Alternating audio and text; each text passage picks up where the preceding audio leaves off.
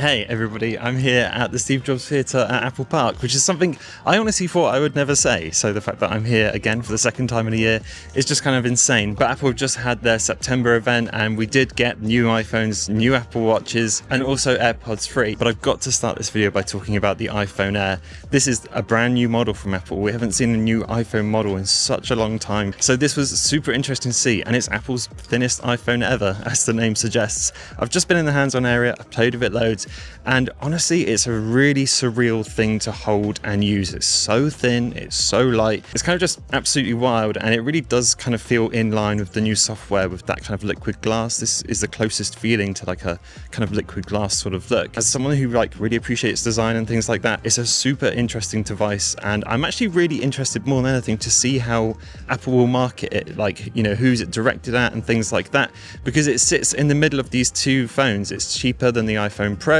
and it's a little bit more expensive than the standard iPhones, so we'll see how it goes. But yeah, the overall design, even though it's only got the one camera, is surprisingly nice. I wasn't too huge when I saw that visor sort of concept, but actually in person it's really good, as loads of these things are. I think the biggest concern on everybody's mind though with that phone is going to be battery life, and that is the first thing I was kind of waiting for them to talk about. But they seem to have it under control. This has still got the full day battery life, which all the other iPhones kind of tout to have, and Apple have made some changes on the inside. They removed the SIM card and they pushed all the cameras to the very top, so the battery's getting a bit more space to kind of fill up everything inside. They're also using their modem too, the C1. We saw that initially in the iPhone 16e, but now it's the C1X, which is even more power efficient, which is going to make the battery life last even longer too. And it's also using the A19 Pro chip from Apple. Now this is the one that goes into the Pro phone, so it's not the standard one which you see in the standard 17 models. It's the most power efficient chip that Apple have made as well, and it's also going to just help extend that battery life. And it's cool that we're getting the high power chip. I was actually expecting them to put in the kind of lower power chip into this phone, but getting the higher power one is just awesome. The display is 6.5 inches and it goes up to 3000 nits, which means it's going to be crazy bright, and it's also 120 Hz, which is really good to see. I was hoping, fingers crossed, that was going to be in there, and I'm just glad that they did do it, so that's cool to see as well. There's also this huge update to the front-facing camera, which is actually across all the new models now, so I'll talk about it a little bit now. It's effectively a square sensor though, so what this means is the iPhone can take a landscape or a portrait selfie, and it can intelligently decide which way it wants to be without you having to change it to landscape mode or anything like that. And because it's a square, you don't actually need to rotate your phone. You can just leave it in portrait and then take a landscape or a portrait style selfie, which is awesome to see. It's 18 megapixels as well, which is nice, and it's got that center stage feature that we saw on things like iPads. So if you're moving around like this, it will follow you when you're doing things like FaceTimes and stuff like that. And that's on all the iPhone models this year, which is really awesome to see. Also, being that thin, you kind of imagine it to be crazy fragile and things like that. But Apple touted this as their most durable design yet. So it's got the new ceramic shield, which is kind of like their reinforced glass on the back and on the front. So technically, this should be the strongest iPhone, even though it's the slimmest one that they've ever made. The camera is the newly updated 48 megapixel dual fusion camera, which lets you zoom in 2 times. It's obviously going to be a shame if you rely on the ultra wide like I do a lot for filming and content creation to not have that, but I think most people probably get by with just 1x on most of their phones anyway. But yeah, that's the only camera system you're getting on the Air. But honestly, all of that aside, it's the slimness and the kind of feeling of it in your hand which really is kind of worth doing. If you have to get yourself to an Apple store or something like that to see it, then I'd recommend it. It's 5.6 millimeters thick, and when I compared that to my 16 Pro Max, it just felt absolutely massive in comparison. I got some B-roll to try and show the difference, but yeah, you can really tell. But yeah, that's the iPhone Air. Super excited to give it a go and to try it out. Alright, let's talk about the Pro models and the Pro Maxes. And straight up this year, there's a new design. It's kind of got this two-tone look. The top half of it houses the cameras, and the bit below is kind of where you have your battery and your wireless charger and things like that. Apple are calling the top section of it the plateau, which effectively houses the cameras, but it also serves another function, which is to dissipate heat. So thanks to the new thermal block inside and the combination of this plateau, it pushes heat outwards, which means the phone should stay a lot cooler for a lot longer. I've always noticed my iPhone 16 Pro Max when I'm editing photos, it can get hot quite quickly, but apparently that should change with this, which is good to see. In person, it's really good looking. I don't think the pictures really do it justice. When you see it, you're like, oh yeah, it makes sense. And it also falls in line with this kind of software design of the liquid glass. You can tell that this was made for these new devices when you hold them, because everything just feels so seamless and so interesting to do. But these Pro models obviously are crazy pro. You're getting 48 megapixel cameras across the entire board now, and the main zoom camera goes up to 8 times optically now. So it can actually jump between 4 times times optical and 8 times optical, which is really cool. On those iPhone Pro cameras as well, you're also getting a 58% bigger sensor, which is always great to see. It's just everything's going to look a little bit more cinematic and things like that. And it can go all the way up to 40 times digitally as well. I'm not sure how good that'll look, but yeah, there was loads of other video features for the camera as well, like Pro RAW and like really enhanced video stuff, which is going to be really useful for filmmakers and things like that. But for us creators, it means you're just going to get a more capable camera in your phone, or just for anyone that wants to use it.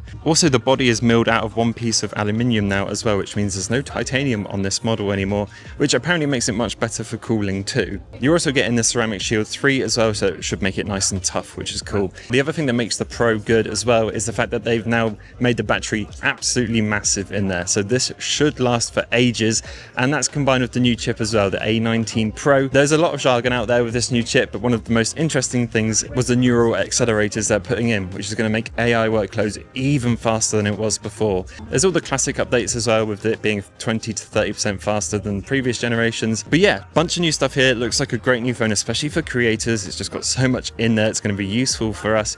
But the other thing I've got to talk about is that orange colorway. I'm not actually that huge on orange, but it's actually really nice. I gotta give it to Apple. They kind of always pick these things well, and the orange is just super gorgeous. It's the one that people were kind of really crowding around in the area, so I had to film over a lot of shoulders and things like that, so I could actually get some footage of it, and I had to wait quite a long time to actually have a go on it.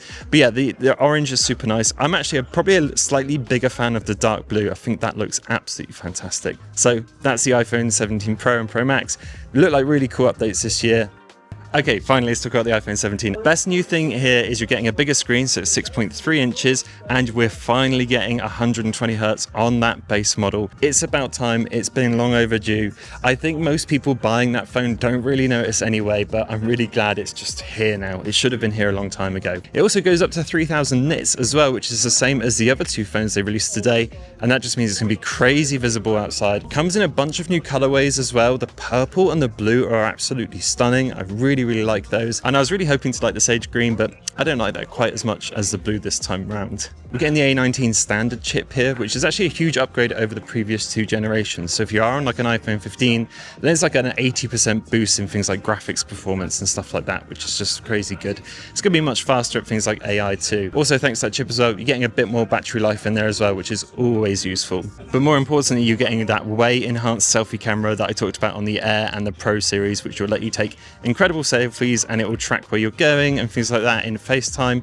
And yeah, it's just a huge upgrade on the front camera. You're also getting 48 megapixel sensors on both cameras now, so the main one and the ultra wide, so your ultra wide's going to look much better than they did before, which is actually a really cool upgrade to have. Also, the iPhone 17 is coming with 256 gigabytes as standard storage, which is awesome, and it's the same price as it was last year. It's the same with the new iPhones as well. The Pro and Pro Max is the same price as last year, 17 is the same, and the iPhone Air slots right in the middle at $999. In line with the others as well, you're getting the ceramic shield too, so it's a tougher phone as well, which is great. So it's a pretty good update for the iPhone 17 base model as well.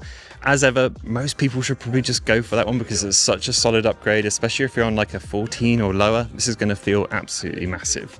Apple released a bunch of Apple Watches today as well. There's the Series 11, which is the slimmest one they've ever done, the Apple Watch Ultra 3, and a newer version of the Apple Watch SE. There's quite a few updates here, and I don't talk about Apple Watches too much, but one of the more interesting ones, it can detect hypertension. So if you've got a high blood pressure or things like that, it can kind of detect that over a longer period of time and, alert your doctor or something like that. Really useful. A lot of them are getting 5G as well now, which is kind of interesting. But yeah, a bunch of new models. They're nice to see. More excitingly for me though is the AirPods Pro 3. I love my AirPods Pro 2. I literally have them on me right now because I go everywhere with them. And these look like a really sweet update. There's a slightly newer design, so they look a bit different. But the best thing here is it's got heart rate monitoring when you've put these in, and exercise detection. So if you don't wear an Apple Watch, like I don't particularly, although I am today, you can put these in and they can track your workouts and even have things like Exercise Buddy to kind of push you on. So that's a really cool update to have. And the other crazy cool thing as well was live translation. So effectively, if you put put your AirPods in and someone talks to you in another language, it can translate that in real time. It's not using ChatGPT or anything like that. It's on device using Apple Intelligence to directly translate what someone's saying to you. And then you can say something back and show them your phone, and that will have like what you're trying to say.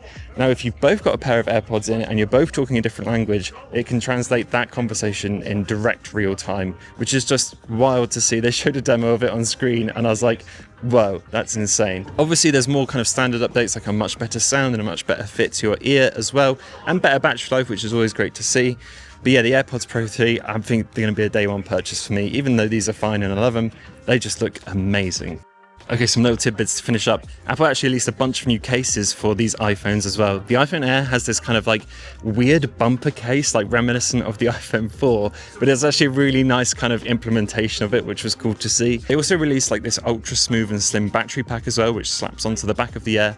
That looks really nice as well. When it's on there, it kind of looks like the whole thing. Also, some of these cases connect to a lanyard thing that goes around you as well, which is really great, especially if you live somewhere like in London where your phone gets snatched often, because people often have their phones on like something like this. Those new cases have just got that built in, which is cool. The iPhone Pro models have this kind of tech woven case as well, which is kind of like obviously a revision of the fine woven stuff, much more durable. I had a little feel of it because one of the staff had it and it felt really nice, and they look really cool as well. It matches up to the iPhones perfectly, and all those cases are compatible with the crossbody kind of sling thing as well.